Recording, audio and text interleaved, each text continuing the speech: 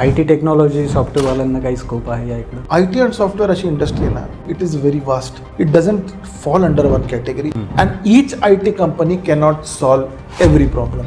दुबईमध्ये अजून एक बिझनेस जे करू शकतात मी, हा थोडासा अनहायलाइटेड आणि हा आहे ऑटोमोबाईल सेक्टर. लेडीज स्पेशलसाठी काय बिझनेस ऑपॉर्च्युनिटी आहे? This is e-commerce is one of them. Also you can start your beauty salon over here. Home beauty services तुम्ही देऊ शकता.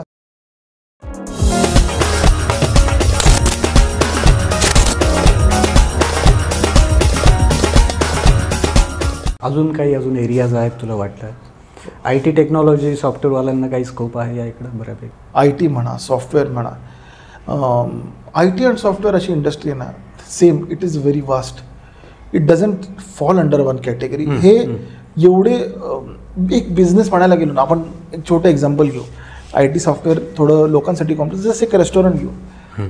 रेस्टॉरंटमध्ये पण फार वाईड कॉमन, तुम्ही कुठल्याही रेस्टॉरंटला डिफाईन नाही करू शकत. सपोज की हा इंडियन फूड देतोय का, इंडियनमध्ये नॉर्थ इंडियन देतोय का, पंजाबी देतोय का, महाराष्ट्रीयन देतोय का, साऊथ इंडियन देतोय, साऊथ इंडियनमध्ये पण केरला देतोय का, तमिळ देतोय का, आंध्रा कुझिन देतोय. असं करता करता सेम IT आणि सॉफ्टवेअरमध्ये फार डायव्हर्स कोर्स ऑफ मेनू आहे तुमच्या ह्याच्यात. And each IT company cannot solve every problem. आता फॉर एक्झाम्पल, म्हणजे क्लायंटची एक कंपनी आहे. It is specialised in making applications, mobile applications for e-commerce platforms mostly. Okay okay okay. आणि त्यात त्यांची स्पेशलायझेशन आहे. But if you say for the same company to make an mobile application for something else, it took time for them because I introduced them to a client which was in a different sector. So they couldn't capture that area very well. They could do it very easily for an e-commerce platform. So they did it for mostly for flight bookings before. They did it for supermarkets for their e-commerce platforms. For example, Aladil Group or Lulu Group or any other thing, Nesto Group. But when it came to some of the similar platforms and other regarding another business, ते लोकांना ते जमलं नाही करायला. तर आता एक ही company आहे, ही स्पेशलाइज्ड आहे mobile application in a certain sector. One company, माझीच क्लायंट आहेत IT मध्ये, ते लोक फक्त ERP सोल्युशन्स तयार करतात.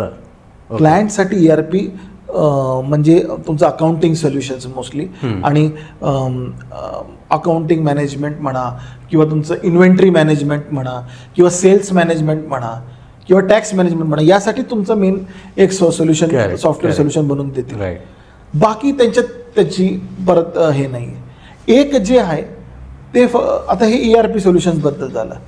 आता एक दुसरी कंपनी ती स्पेशल CRM बनवण्यात आहे. मग ती ERP आणि ती CRM दोन्ही कंबाईन करून काही ना काहीतरी करतात. तर it is just the requirement of one IT company, what kind of services they require.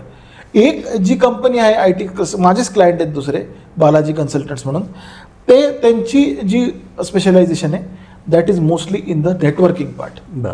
मोठ्या मोठ्या ऑफिसेसची नेटवर्किंग म्हणा, त्यांचा डेटाबेस म्हणा, सगळं हे म्हणा, ते लोक त्याच्यात स्पेशलिस्ट आहेत. त्यांचं सॉफ्टवेअर आणि या गोष्टींची काही घेणं देणं नाही. Correct sir. आता बघायला गेलं तर एका IT मध्ये मी तुम्हाला 6 उदाहरणं दिली वेगळी. एक ॲप्लिकेशन मॅनेजमेंटमध्ये आले, एक ERP मध्ये आले, एक CRM सोल्युशन्समध्ये आले, एक नेटवर्किंगमध्ये आले, एक बाकी कुठल्या तरी सॉफ्टवेअर डेव्हलपमेंटमध्ये आले. We cannot club all of them and each one cannot give the same service to another client. They can try to give, but they are not specialized for it. Correct. Because it is always a different product on the different menu. Same गोष्ट या सेक्टरमध्ये सुद्धा IT वाल्यांना फार चांगला scope आहे.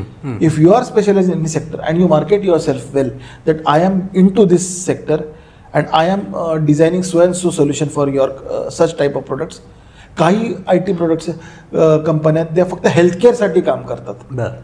Healthcare सोल्युशनसाठी हेल्थकेअरचा data, जेव्हा तुम्ही एका क्लिनिकल CRM झालं, तेव्हा क्लिनिकमध्ये तुम्ही जाता, तिथं तुमचा डेटा एंटर होतो, तुम्हाला काय त्रास झाला, तुम्ही किती तारखेला आला होता, तुमची लास्ट कन्सल्टेशन कुठल्या डॉक्टरकडनं होती, नेक्स्ट ड्यू कन्सल्टेशन कधी आहे, तुम्हाला काय मेडिसिन्स त्यांनी प्रिफर केल्या होत्या, तुम्ही किती पैसे दिले होते, तुमची नेक्स्ट विजिट कधी असायला पाहिजे, ह्याचा पण एक CRM सोल्युशन आहे जी नॉर्मल कंपनी नाही करू शकत. तर every company specialise in something or the otherwise they are doing R&D. So same way there are many scopes for many different businesses out here in Dubai. So तुझं म्हणते की जसं बऱ्याच different types of companies industries period आहेत, accordingly त्यांना support करणारं IT industry, software industry पण वेगवेगळ्या टाईप आणि त्याचे स्पेशलायझेशन वाले पण रिक्वायरमेंट आहेत. त्यात तुम्हाला जर तुमचा दुबईमध्ये प्रेझेन्स असला आणि तुम्ही पर्सनली कंपन्यांना जाऊन भेटून त्यांना तुमचं प्रेझेंटेशन देऊ शकला, it's a very good scope that you can get work from them in some or the other form, in various fields, not in just one field. बरोबर. It may be in the e-commerce part, it may be in the CRM part, it may be in the ERP part, it may be in the networking part. In all companies require these type of services. बरोबर. तुम्ही एक super market चालवताय तर तुमचं CRM आहेच, तुमचं ERP solution आहेच, तुमचं online e-commerce platform असणारच, तुमच्या सगळ्या सिस्टमला कनेक्ट करायला तुमचं IT सोल्युशन असणारच. तर ऑफकोर्स हा डेटाबेस तुम्हाला मॅनेज करायचा आहे. प्लस अदर बघायला गेलं तर CCTV, camera, security, this also come under an IT consultancy part, securities ज्याला आपण म्हणतो. आता दुबईमध्ये बघायला गेलं तर तुमच्याकडं डोअर सिक्युरिटीज आहेत, काय म्हणतात त्याला आउटडोअर स्कॅनिंग आहे. तर या गोष्टींना पण तुम्ही ITच्या अंडर पकडू शकता या बिझनेसेसला. And this also have a good solutions under the networking and other parts. तर IT is one of the thriving and good industries where आपला मराठी माणूस याच्यात अजून स्वतःचं काही स्किल टाकून त्याला एक्सप्लोअर करू शकतो. और मला ते आठवलं की इंडियामध्ये जेव्हा आपण शॉपमध्ये जातो तर टिपिकल राजस्थानी दुकानं असतात. तुम्ही एकदा एक गोष्ट घेतली की ते विचारतात और तसं तू आज आला आहेस कट्ट्यावर म्हणून म्हटलं की और बताओ. तर आता तू आला तर मॅक्झिमम तुझ्याकडनं गोष्टी मी विकत घेतो. नक्की. तर आपण ह्याच्याबद्दल अजून डिस्कस करूया. आता अजून एक टॉपिक जर आपण बघायला गेलो तर दुबईमध्ये अजून एक बिझनेस जे करू शकतात, मी हा थोडासा अनहायलाइटेड आणि ज्याला म्हणतो ना आपण की काय त्याला शब्द वापरायचं मला कळत नाही, पण की थोडंसं त्याच्याकडे जास्त लक्ष दिलेलं नाही, लक्ष दिलेलं नाही किंवा तो असा फेमस टॉपिक नाही की लोकांना करावा. हा आहे ऑटोमोबाईल सेक्टर, ज्यात आपली लोक खरंच नाही आहेत, ज्यात आपण लोक एक्सप्लोअर करू शकतो. ऑटोमोबाईल सेक्टर का की आता दुबईमध्ये कार्स हे स्वस्त आहेत फार. तुम्हाला एक second hand American used car 2016, 17, 18चं मॉडेल घ्यायचं आहे, it may cost you up to 40,000 to 50,000 dirhams. चांगली गाडी, तयार गाडी तुम्हाला जर पाहिजे तर या गाड्याच्या अमेरिकन मेड गाड्या आहेत, त्या अमेरिकेवरनं, कॅनडावरनं, जपानवरनं, कोरियावरनं इम्पोर्ट होतात आणि इम्पोर्ट होऊन मग ते दुबईमध्ये त्याचं काय ते छोटं मोठं काम करून ते त्यांना विकायला काढतात. ओके. सर त्याच्यासाठी शारजा हे फार मोठं मार्केट आहे. शारजामध्ये तुम्हाला असं सज्जा म्हणा किंवा अजून शारजा इंडस्ट्रियल एरिया 2मध्ये म्हणा, तर इकडे तुम्हाला मोठे यूज स्पेअर पार्ट्सचे मार्केट भेटतील. ओके. जेव्हा या गाड्या एक इम्पोर्ट होतात अमेरिकेवरनं किंवा कुठल्याही गाडी इथे इम्पोर्ट होती, तेव्हा ती गाडी स्लाईट ॲक्सिडेंट झालेली गाडी असते.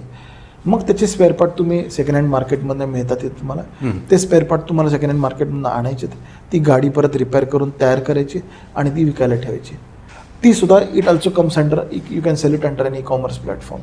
ओके.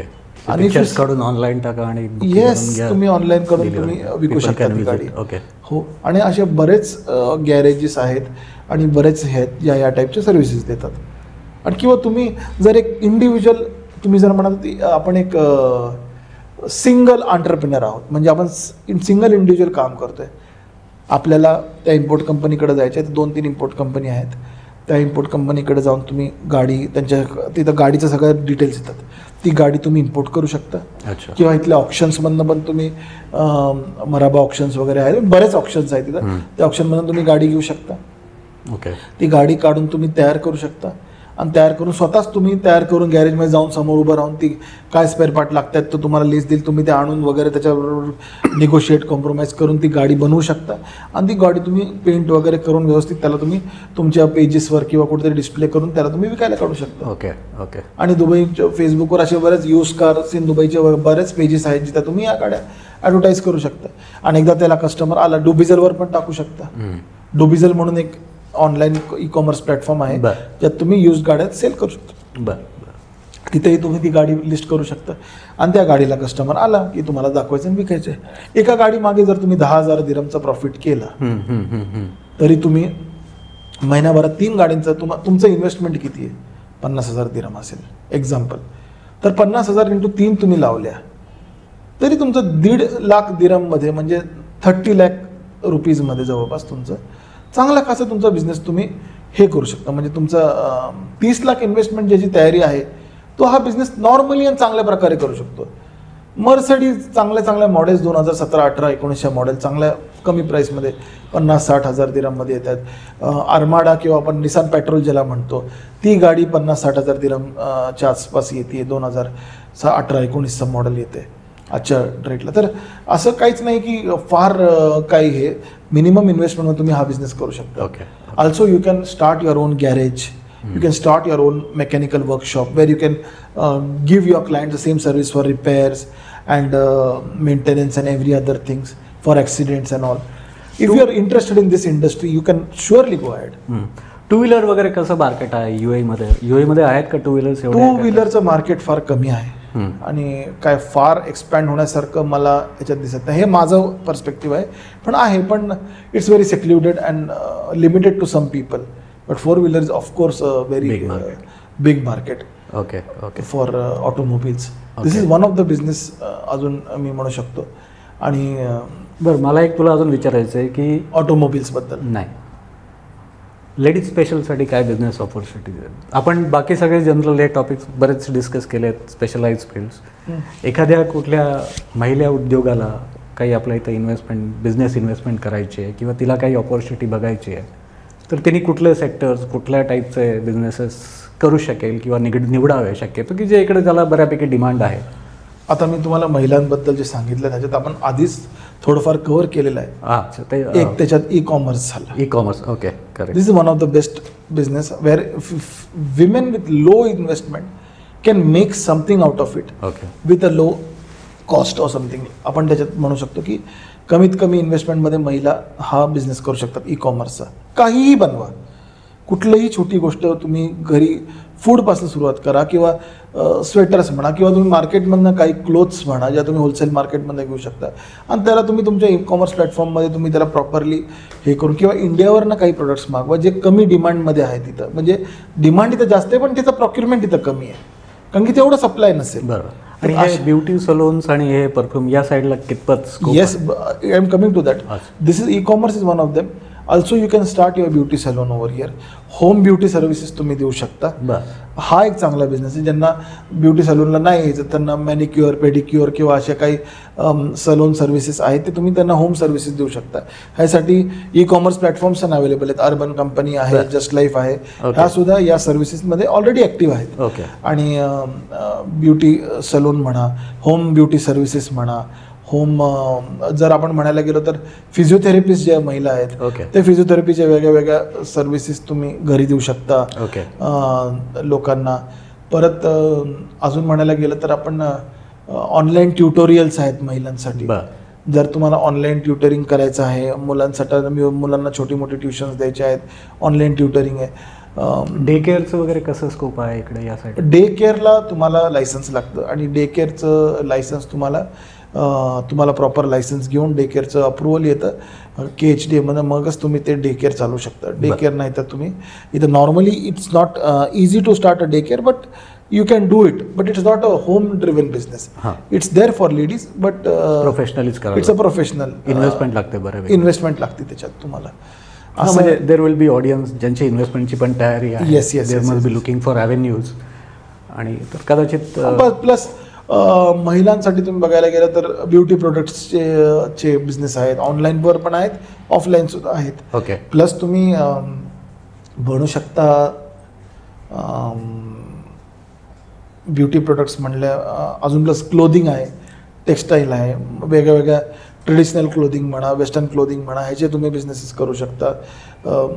अजून असे बऱ्याच सर्व्हिस आहेत ज्या आणि इव्हेंटमध्ये पण महिला आहेत. आता बऱ्याच महिला इव्हेंट्समध्ये आहेत, इव्हेंटमध्ये, ॲडव्हर्टायझिंगमध्ये, अँकरिंगमध्ये आणि अशा छोट्या मोठ्या गोष्टींमध्ये बऱ्याच महिला आत्ता ऑलरेडी इन्वॉल्ड आहेत. Okay sir, it's going on a good scale. I think बऱ्यापैकी तू आता बऱ्याचशा इंडस्ट्रीज, बराचसा स्कोप, कुठल्या कुठल्या ॲक्टिव्हिटीज, डिफरंट ऑप्शन्स, ऑटोमॅटिव्हपासनं, ब्युटीपासनं, सॉफ्टवेअरपासनं, इव्हेंट मॅनेजमेंटपासनं बरेचसे चौफेर गोष्टी कवर केल्या आत्तापर्यंत. पण आता हे जे काही बिझनेस चालू करायचे असतील, ते चालू करायच्या आधी काय काय गोष्टी लक्षात घेतल्या पाहिजेत? आणि हा नॉट जस्ट महाराष्ट्र, संपूर्ण इंडियामध्ये लोक व्ह्युअर्स आपले असतील, तर त्यांनी काय काय गोष्टी लक्षात घ्यायला पाहिजेत तो बिझनेस चालू करण्यासाठी? मला हे म्हणायचं आहे की दुबईमध्ये म्हणा किंवा महाराष्ट्रात म्हणा किंवा कुठेही, आता मी ह्या प्रश्नाला तुमच्या 2 भागांमध्ये डिवाईड करतो. बिझनेस सुरू करायच्या आधी काय पॉईंट्स लक्षात ठेवावे लागतील, आणि दुबईमध्ये बिझनेस सुरू करायचा आहे तर तुम्हाला काय लक्षात ठेवायचे. And that will be subcategorise that question, that दुबईमध्ये तुम्हाला एक नवीन बिझनेस स्टार्ट करायचा आहे, फ्रॉम अ फ्रेश स्टार्ट. बरोबर. त्यासाठी तुम्हाला काय पॉईंट्स आहेत, आणि दुबईमध्ये तुम्हाला तुमचा कुठल्याही कंट्रीमध्ये एक्झिस्टिंग बिझनेस आहे त्याला तुम्हाला एक्सपॅन्ड करायचं दुबईमध्ये, त्यावेळेस तुम्हाला कुठले पॉईंट्स लक्षात ठेवायचे. तर या ज्या गोष्टी आहेत ह्यावर आपण डिस्कस करू. सर्वात आधी मी हे म्हणेल की कुठलाही बिझनेस स्टार्ट करायच्या आधी सगळ्यात आधी तुम्हाला हे क्लिअर पाहिजे की तुम्हाला कुठला बिझनेस करायचा आहे. हे लोकांना विचारण्यापेक्षा हे स्वतःला विचारा की when I am doing certain thing. आपण मोस्टली जे बघतो त्याला कॉपी करतो. आपण एखादं रेस्टॉरंट पाहतो म्हणतो यार इथं आज संडे आहे, फार गर्दी आहे, आज सगळं रेस्टॉरंट पॅक आहे, टेबल मिळायला 1 तास लागतोय, वेटिंग 1 तासाची आहे, तरी पण खायला मिळणार नाही, हा आयटम संपला, तो आयटम संपला. म्हणजे काय बिझनेस असेल या रेस्टॉरंटला. पण खरं ती परिस्थिती आहे का? तर आपण त्याच्याकडनं फॅसिनेट होतो त्या बिझनेसला बघून, म्हणतो यार मेरा भी रेस्टॉरंट होना चाहिए. आणि आजकाल ह्या फिल्म्समध्ये किंवा मूवीजमध्ये आजकाल काय कुणीही काय केलं तर रेस्टॉरंट टाकतोय. माझं एक कॉफी शॉप आहे, माझं एक रेस्टॉरंट आहे, माझं एक कॉफी शॉप आहे, माझं एक रेस्टॉरंट आहे. ठीक आहे, हे फार एक फॅड झालं आहे लोकांसमोर की मी एक रेस्टॉरंट टाकीन म्हातारा झाल्यावर, आणि असं झाल्यावर माझं एक कॉफी शॉप असेल तर माझी अशी थीम असेल. पण खरंच तो बिझनेस तेवढा तुम्हाला रेव्हेन्यू दिला तर if you go to a coffee shop actually you will people find doing nothing over there and buying nothing. It's just a place to sit and spend time. Are you really want to have that? If you don't have income out of your thing, you are paying heavy rents for the real estate. Correct. If you are starting a coffee shop in Dubai, तुमचा maximum revenue जो आहे तुमचा real इस्टेटच्या रेंटवर जाईल. म्हणजे तुमची जी काय प्रॉपर्टी तुम्ही घेतली आहे त्याच्या रेंटवर जाईल. तर तो रेंट खरंच घालवण्या एवढं तुमचा पॅशन मोठा आहे का? Is because out of that passion you have to also make money out of that passion. Of course, पण हा भावनिक मुद्दा आहे बोलायचा की पॅशन असेल तर पैसा कुठून येतो, पण असं नाही आहे. कलाकारही असेल तर त्याला त्याच्या पॅशनमधनं पैसा कमवायचा आहे. एक साधा कलाकारही असेल तर तसाच एक बिझनेसमॅन जो आलाय तो त्या प्रोफेशनमध्ये पैसा कमवायला आलाय. त्याचा तेवढा उदरनिर्वाह व्हायलाच पाहिजे त्या बिझनेसमधनं. तर तो आपल्याला कॅल्क्युलेट करायचं की whether you are really fascinated by the thing you are seeing or really you want to do that business. Can you be able to sustain that business.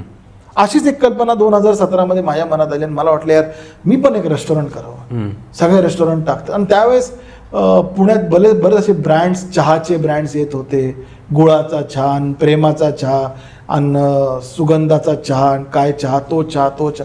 मला वाटलं आपण पण एखादा असं काही इराणी चहा, तो चहा आणि सुंठाचा चहा, असे बरेच चहाचे ब्रँड पुण्यात असे फ्लफ पॉपअप होत होते. आणि त्यावेळेस मला पण म्हटलं यार आपण एक रेस्टॉरंट टाकावून, रेस्टॉरंटचा बिझनेस चालतो आणि पब्लिक अशी गॅदर होते आणि खाती. It was not actually the part. ज्यावेळेस मला रेस्टॉरंट सुरू करायच्या पुढचे दिवस माझ्याकडे शेफ आला नाही त्यावेळेस मला कळालं रेस्टॉरंट चालवणं काय असतं, तो मेनू केटर करणं काय असतं, ते जेवण आज विकलं नाही गेलं तर ते फेकायला किती त्रास होतो किंवा ते गरिबांमध्ये वाटावं लागतं. त्यावेळेस तुमच्यावर काय जाते, तेव्हा तुमचा प्रोक्युरमेंट कॉस्ट तुम्ही कुठनं काढणार. ह्या अशा गोष्टी आहेत की तुम्हाला कुठलाही बिझनेस चालू करायचा आहे त्याचा फिजिबिलिटी स्टडी हा प्रॉपरली झाला पाहिजे. स्पेशली जर तुम्ही दुबईसारख्या कंट्रीमध्ये बिझनेस करताय तर फिजिबिलिटी स्टडी हा तुमचा बेसिक मुद्दा असला पाहिजे. आणि मी आपल्या व्ह्युअर्सला सांगू इच्छितो की आमचे बऱ्याच लोकांनाही माहिती नसेल पण परेश सर हे is very expert in making a feasibility study report. हे मी त्यांच्याबरोबर आधी काम केल्यामुळं मला माहिती आहे की परेश सरांची ही स्पेशालिटी आहे फिजिबिलिटी रिपोर्ट्स बनवण्यात वेगळ्या वेगळ्या बिझनेसबद्दल. आणि त्यांना प्रॉपरली ते लोक असं असे डिझाईन करतात की it will be in a such a way that the client will be really have a great picture about how this business should be started and what will be the pros and cons and what will be the 1 year roadmap to the 5 year roadmap of the business. तर परत कवी येतो विषयाकडे. Feasibility report हा सगळ्यात main आपला मुद्दा आहे की तुम्हाला ह्याचा पूर्ण विचार करावा लागेल की बिझनेससाठी तुम्हाला काय लागते, तुमचं बिझनेस प्लॅन काय, आजच्यापासून 6 महिन्याचा प्लॅन काय, 1 वर्षाचा प्लॅन काय, 5 year रोडमॅप काय. जर तो रोडमॅप तुम्हाला काढता आला, टार्गेट तुम्हाला सेट करता आले तरच तो बिझनेस तुम्ही चालू करा. त्यासाठी भांडवल किती लागणार आहे, आपलं काय रे करू रे, आत्ताचं टाकलं उद्याचं बघू असं नाही. जर तुम्ही कुठली प्रॉपर्टी तुम्हाला रेंट करायची तर त्याचं 6 महिन्याचं रेंट तुमच्याकडे पाहिजे इन ॲडव्हान्स. जर तुमच्या सर्टन जागेचं रेंट 1 लाख रुपये महिन्याला तर त्या 1 × 6 लाख तुम्हाला हे रेंटमधले साईडला काढलं पाहिजे. तुम्ही 10 स्टाफ ठेवलेला आहे आणि त्या 10 स्टाफची सॅलरी तुमची 2 लाख रुपये महिन्याची, तर त्या 10 स्टाफची सॅलरी तुम्हाला × 6 करून तुम्हाला ती साईडला ठेवायची. त्या प्रोजेक्शननी जेव्हा तुम्ही काम कराल तेव्हाच तुम्हाला त्या बिझनेसमध्ये सक्सेस भेटेल. तर दुबईमध्ये जेव्हा मार्केटिंग होते तर लोक कंटिन्यूस तेच भाग विचार करतात, अरे 15,000 हे होईल, 16,000 ते होईल, 18,000 ते होईल, 20,000 ते होईल.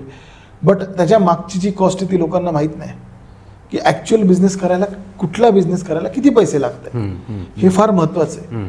हा विचार झाल्यावर मग तुम्हाला बिझनेस प्लॅन म्हणा, तुमची स्ट्रॅटेजी म्हणा, तुम्ही तुमच्या कस्टमरला मार्केटिंग कशी कराल. हा जमाना इतका चेंज झाला की आधीसारखं नाही एक दुकान टाकलं, दुकान हा बिझनेस हा वेगळा आहे. तर कुठलंही रिटेल आउटलेट म्हणा, retail outlet may be for general store or a restaurant or a clothing shop or any kind of retail outlet म्हणा तुम्ही. रिटेल आउटलेट हा बिझनेस आपल्याला वाटतो हा रिटेलचं दुकान टाकलं म्हणजे बिझनेस आहे, असं नाही. कन्सल्टन्सी हा एक बिझनेस आहे, इव्हेंट मॅनेजमेंट जे मी म्हणतोय ते बिझनेस आहे, फिल्म मेकिंग एक बिझनेस आहे आणि बाकी टुरिझम हा एक बिझनेस आहे. वेगळे वेगळे बिझनेस हे रिटेलमध्ये नाही चालत. त्यासाठी तुम्ही तुमच्या आता एक टुरिझम कंपनीकडे जाणारा क्लायंट तो रिटेल दुकानात जाऊन नाही म्हणणार मला हे टूर पॅकेज बुक करायचे. It may be anything around where a client is able to give the good business package all around the world, a good tourism package all around the world.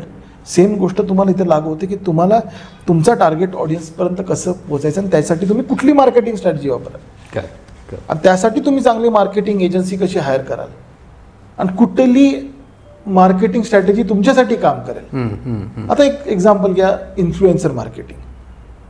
एक influencer किंवा vlogger marketing जी आहे ती एका रेस्टॉरंटसाठी चांगलं काम करते किंवा एका दुकानासाठी चांगलं काम करते. एक व्लॉगर येतो, एक इन्फ्लुएन्सर येतो, तो त्याच्याबद्दल त्या प्रोडक्टबद्दल बोलतो, त्याची माहिती देतो आणि नंतर त्या कस्टमरला सांगतो की तुम्हाला स्वयंसो प्रोडक्ट विकत घ्यायचं आहे किंवा स्वयंसो जेवण खायचं तर तुम्ही या रेस्टॉरंटला जा, या दुकानात जा. ती रिटेलमध्ये काम करते. But does it work for everyone?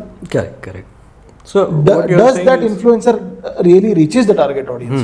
That is important. बरोबर.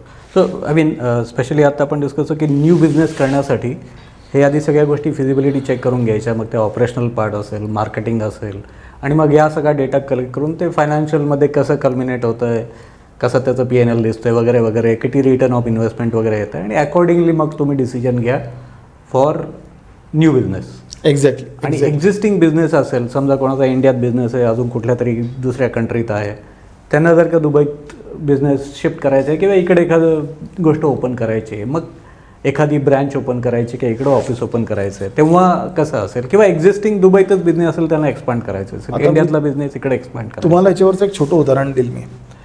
एक मुंबईची टुरिझम कंपनी होती, माझे क्लायंट आहेत ते, आणि त्यांना असं वाटलं की चला माझा मुंबई टुरिझममध्ये चांगला होल्ड आहे, की मी चांगल्या प्रकारची टुरिझम पॅकेजेस लोकांना देतोय, सगळं करतोय. आता मला दुबईमध्ये टुरिस्ट कंपनी टाकायची, तर की मी दुबईचं काय म्हणतात त्याला, इनबाउंड टुरिझमसुद्धा करेल. इनबाउंड म्हणजे दुबईच्या आतली पॅकेजेस करेल. ओके. प्लस मी माझे दुबईवरनं बाहेर जे कंट्रीजला पब्लिक जाते, म्हणजे फॉर एक्झाम्पल मुंबईवर तुम्हाला मुंबईवरनं तुम्ही मुंबईत राहताय, पुण्यात राहताय, महाराष्ट्रात राहताय, तुम्ही दुबईची 3 दिवसाची 2 दिवसाची टूर करायची आणि 4 दिवस कझाकस्तान किंवा किर्गिस्तान किंवा अर्मेनिया किंवा अझरबैजानमध्ये घालवायचे. म्हणजे 6 दिवसाची टूर होती, त्यात 2 कंट्रीज तुमच्या कव्हर होतात. 2 दिवसात तुमची दुबईची शॉपिंग आणि सिटी टूर पूर्ण होतीये, बरोबर. प्लस 4 दिवस तुमचे अझरबैजान, अर्मेनिया होते, काही असेल त्या भागातल्या कंट्रीज होत्यात. अर्मेनिया, अझरबैजान, किर्गिस्तान, कझाकस्तान, त्यापैकी कुठली एक कंट्री करून 4 दिवस परत दुबईला यायचं आणि परत दुबईवरनं मुंबईची फ्लाईट घ्यायची. सो ह्याच्यात हे कव्हर होते. तर मी त्यांच्यासाठी तो प्लॅन दिला होता. आता ज्यावेळेस ते लोक मुंबईमध्ये तो स्पेसिफिक बिझनेस करतात किंवा महाराष्ट्रात तो स्पेसिफिक बिझनेस करतात, त्याच्या बॅकग्राऊंडचा आणि त्याचा टार्गेट ऑडियन्स अख्खा वेगळा आहे. पण जेव्हा तीच कंपनी तुम्ही दुबईला चालू करता, तेव्हा तुमचा सीन सगळा वेगळा होईल. You are a successful in IT industry in Pune. तुमचं IT नेटवर्किंगमध्ये फार चांगलं क्लायंट नेटवर्क आहे पुण्यात. तोच क्लायंट नेटवर्क तुम्हाला दुबईमध्ये भेटेल की नाही, हा सगळ्यात पहिला मुद्दा आहे. की how will you reach your target audience in the foreign country. हा सगळ्यात आधी मुद्दा तुम्ही विचार करा. तुम्ही you are starting a branch of your existing business, you are expanding a branch of your existing business in Dubai. Suppose you are having a restaurant in Pune. आता तुम्ही कोल्हापुरी काही तडका वगैरे असे रेस्टॉरंट्स, कोल्हापुरी पांढरा तांबडा असे काही सर्व्हिस, असे काही सर्व्हिसेस तुम्ही देतात. पण तोच कोल्हापुरी तांबडा पांढरा वगैरे रस्सा तो दुबईत किती प्रकारात चालेल? रोज कन्झ्युम करणारा किती क्लायंट असेल त्या फूडला? रोज येऊन मराठी कोल्हापुरी ताट खाणारी पब्लिक किती? ह्याचं एक कॅल्क्युलेशन आहे. Will you get 50 clients daily for having that specific Kolhapuri thali? का लोकांना ते रोज येईल? हा, कदाचित मुंबई, पुणे, नाशिक, कोल्हापूरमध्ये ते पॉसिबल आहे, साताऱ्यामध्ये. पण will you get the same audience और the same people who are eating so and so kind of food in Dubai daily? दरच तुमचा बिझनेस चालणार. म्हणजे तुम्हाला तुमची फिजिबिलिटी कॅल्क्युलेट करायचीच आहे सगळ्यात पहिली. ही तुमच्या एक्झिस्टिंग बिझनेसचा क्लायंट बेस फॉरेन कंट्रीमध्ये काय तो, त्याचा एकदा कॅल्क्युलेशन करा. Of course you are a successful businessman here in India, but when you go to UAE, how will you make that business that successful in UAE? आणि त्याच्याबरोबर तुम्हाला प्लॅनिंग करायची की तुमचं फायनान्स प्लॅनिंग काय त्या साईडचं. तुमचा एक A प्रोडक्ट आहे, तो तुमच्या कंट्रीमध्ये X अमाऊंटला विकला जातोय, पण तोच X अमाऊंट घेऊन तुम्ही तिकडे करू शकाल का? तुमच्या प्रोडक्टची स्पेशालिटीच आहे की तुम्ही त्या कमी प्राइसमध्ये तो प्रोडक्ट इंडियामध्ये विकताय, पण तोच प्रोडक्ट तुम्ही दुबईमध्ये त्याच प्राइसला विकू शकता का? आणि जर तुम्ही त्याची प्राइसिंग वाढवली तर तो त्याचा डिमांड तेवढा मॅच होणार आहे का? तर costing is one another thing. बरोबर. And how much you are spending for expanding this product over there, that is more important. तर हा एक सेकंड पार्ट झालायचा की जेव्हा तुम्ही existing business from your home country you are expanding to a foreign country, not just Dubai, any other country. त्याचा logistics cost म्हणा, त्याचा प्रोक्युरमेंट कॉस्ट म्हणा, त्याचा मॅन्युफॅक्चरिंग कॉस्ट म्हणा, हे सगळं मिळून त्या साईडला तिथं तेवढं होणार आहे का? कसं तुम्ही त्या बिझनेसला त्या कंट्रीप्रमाणे त्याला मिक्स कराल? तुम्ही एक साधे चार्टर्ड अकाउंटंट आहात, तुम्हाला इंडियाचे सगळे रूल्स माहिती आहेत regarding to any kind of laws. तुम्हाला त्याच्यासाठी दुबईचे पण लॉज माहिती करायचे आहेत to become a successful chartered accountant and successful tax consultant in Dubai. Same goes for a lawyer, same goes for a business consultant, same goes for a licensing expert, same goes for a real estate consultant, same goes for a tourism consultant. How you match these things when expanding your existing business, that you have to keep in mind. Correct. Then of course comes the finance part, all which I have said before. आपण त्याच पॉईंट्सला घेऊ. ते points आपल्याला फार व्यवस्थित हे करायचे. आणि बऱ्याच लोकांच्या मनात काय येतं की मला बऱ्याच इम्पोर्टरचे फोन येतात की मी तर कांद्याचा व्यापारी आहे, मी इथं टमाट्याचा व्यापारी आहे, मी इथं पोमोग्रॅनेटचा व्यापारी आहे, माझं एवढं सीताफळाचा एवढा डाळिंबाचा आणि वॉटरमेलनचा एवढा सप्लाय महाराष्ट्रात आहे, मला दुबईला माझं कंटेनर पाठवायचं आहे. It's not that easy at it looks like that. तुम्हाला आधी हिथं तुमचे पाय रोवावे लागतील. हिथं कोण तुम्हाला एक फोन करून यार ह्याचा कंटेनर बाय करा वॉटरमेलनचा, किंवा ह्याचा कंटेनर या भाजीचा कंटेनर बाय करा, हे एवढं इझी नाही आहे. त्यासाठी तुम्हाला तो जो प्रोडक्ट इथं कितीला आहे, इथं कितीला विकला जातो, त्याची लॉजिस्टिक कॉस्ट किती आहे, त्याचे पेमेंट टर्म्स किती दिवसाचे आहेत, तो तुम्हाला ॲडव्हान्स पेमेंट देईल की नाही, किती देईल, किती नाही देणार, त्याचं लेटर ऑफ क्रेडिट कसं काम करेल, त्याचं तुमचं काय टर्म्स अँड कंडिशन, हे नक्की झाल्यावरच तुमचा माल जो आहे त्या कंट्रीमधनं या कंट्रीला पाठवा. बरोबर. अदरवाईज नंतर मग तुम्ही म्हणाल यार मार्केट में बहुत ज़्यादा सॅच्युरेशन आहे.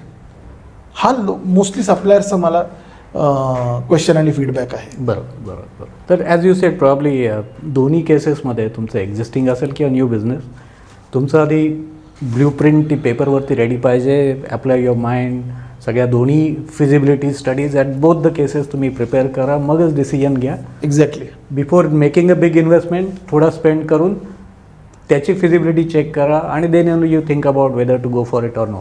हे basically we are saying in broad terms. Correct. तर या सगळ्या गोष्टी ट्रायझोन कन्सल्टन्सी प्रोव्हाइड करू शकतो. ट्रायझोनमध्ये मी तुम्हाला सांगेल की आमचा बेसिक ही सगळी कन्सल्टेशन हा माझा एक भाग झाला. प्लस आम्ही दुबईमध्ये लायसन्सिंगचं काम करतो, ऑल ओव्हर UAE लायसन्सिंगचं काम करतो, इव्हन सौदी अरेबियामध्ये लायसन्सिंगचं काम करतो. बिझनेस लायसन्स कुठल्याही प्रकारचा असो. अजून कुठे ऑफिस आहे तुमचं? फक्त दुबईमध्ये ऑफिस आहे? आमचं दुबईमध्ये ऑफिस आहे, प्लस माझे चॅनल पार्टनर्स आहेत, सौदी अरेबियामध्ये आहेत, अबुधाबीमध्ये आहेत, ऑल ओव्हर UAE आहेत. तर त्यांच्यावर आम्ही काम करतो. तुम्हाला UAE कुठलाही बिझनेस टाकायचा आहे, we are one step solution provider for you. मग तुमच्या एम्प्लॉईजचे विजा, तुमच्या जे काय तुमच्या लायसन्स बिझनेसमध्ये पार्टनर्स आहेत त्यांचे विजाज, त्यांचे सगळे गव्हर्मेंट अप्रुव्हल्स, तुमच्या लायसन्सला लागणारे सगळे government approvals, also various types of insurances, various types of health insurances. Also we are consulting in VAT tax consultancy, tax consultation आम्ही देतो. कसं तुम्ही वॅट फायलिंग कसं करावं मंथली, क्वार्टरली, प्लस तुमचे ऑडिट रिपोर्ट, फायनान्सेस आणि प्रोजेक्ट फायनान्सेस आणि various types of आम्ही अशा कन्सल्टन्सी जे आहेत जे आम्ही देतो. का तुमची कंपनी कुठल्या ज्युरिस्टिक्शनमध्ये कुठं रजिस्टर करावे ह्याची पण आम्ही कन्सल्टेशन देतो. Okay. Wonderful. I think Mohit, आज तू बऱ्यापैकी पूर्ण एक गॅमेट कवर केलंस, न्यू एक्झिस्टिंग दोन्ही बिझनेस मॉडेलसाठी आणि काय सर्व्हिसेस तू प्रोव्हाइड करतोस. आय एम शुअर व्ह्युअर्सना ही इन्फॉर्मेशन खूप महत्त्वाची होणार आहे and I am sure they will definitely reach out. So thank you very much again. तू परत आलास आमचं इन्व्हाइट ॲक्सेप्ट करून, तुझा वेळ काढून. तर will keep meeting again and will keep discussing again and with some new topics. Definitely Dubai is growing आणि इट्स अ डायनामिक सिटी. रोज गोष्टी नवीन होत असतात, घडत असतात. आपण मॅक्झिमम अपडेटेड इन्फॉर्मेशन व्ह्युअर्सपर्यंत पोचवत राहू. So thank you once again. आणि व्ह्युअर्स, मोहित आज परत आपल्याकडे आलेला होता, त्यांनी चांगली आपल्याला इन्फॉर्मेशन प्रोव्हाइड केली आहे. तुमचे अजून काही क्वेरीज असतील तर डेफिनेटली DM करा. I will pass it on to Mohit आणि आपण त्याला परत एकदा बोलवू. More and more discussions on how to proceed with Dubai business ideas. So thank you Mohit and thank you viewers. Please stay tune. Thank you. नमस्कार.